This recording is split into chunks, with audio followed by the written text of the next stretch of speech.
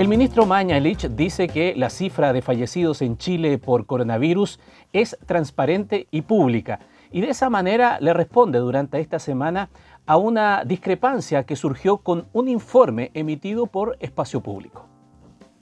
En él se advierte que existirían 712 fallecidos atribuibles directa o indirectamente a la pandemia, pero que no fueron contabilizados por la autoridad sanitaria.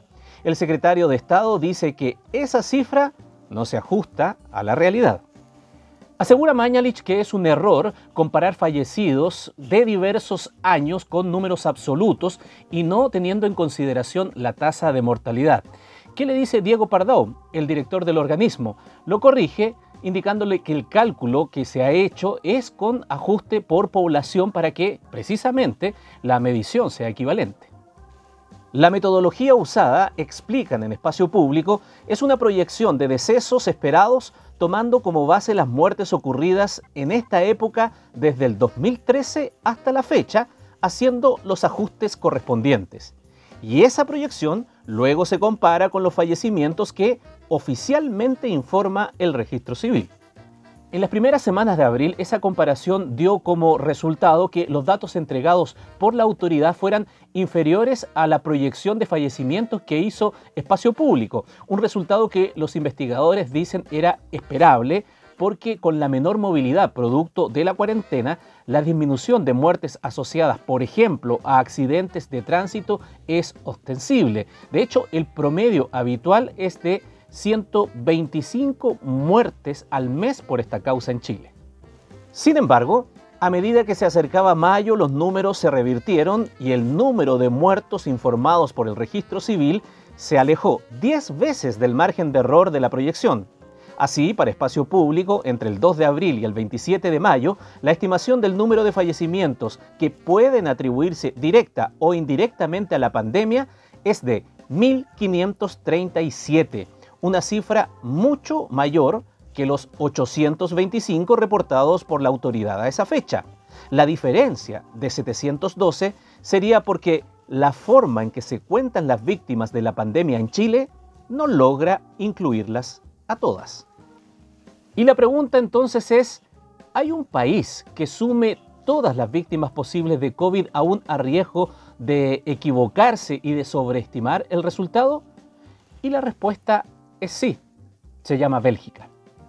Excluyendo a San Marino, que tiene 42 muertos entre 33.000 habitantes, pero que su población es demasiado reducida para estimarla representativa, Bélgica lidera la tasa de mortalidad a nivel mundial.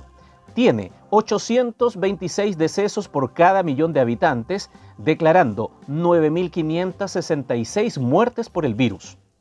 Hay quienes dicen que la razón es la alta densidad de población que tiene.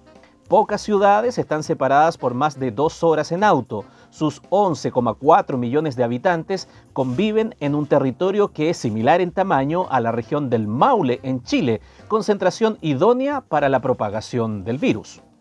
Además de recoger los fallecimientos de personas que dieron positivo al virus, las autoridades belgas integran en sus cifras también a los enfermos que no fueron diagnosticados a tiempo y cuya muerte se cree que está relacionada con esta enfermedad. Ese recuento también incluye a las víctimas mortales que se producen en hospitales y en residencias para adultos mayores. La primera ministra de ese país, Sophie Wilmes, defiende su metodología aún a riesgo de ser apuntados como el país con el peor desempeño. En su misma nación recibe críticas por su excesivo afán de transparencia. La fiabilidad de las cifras están en entredicho globalmente, pero la diferencia es que en Bélgica pueden estarlo en el sentido opuesto.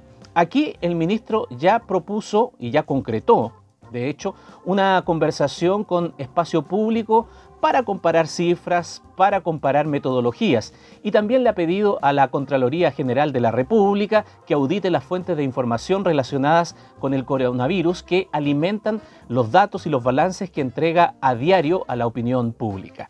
Si luego de eso vamos a contabilizar a la chilena o a la belga, es una cuestión que aún está por verse.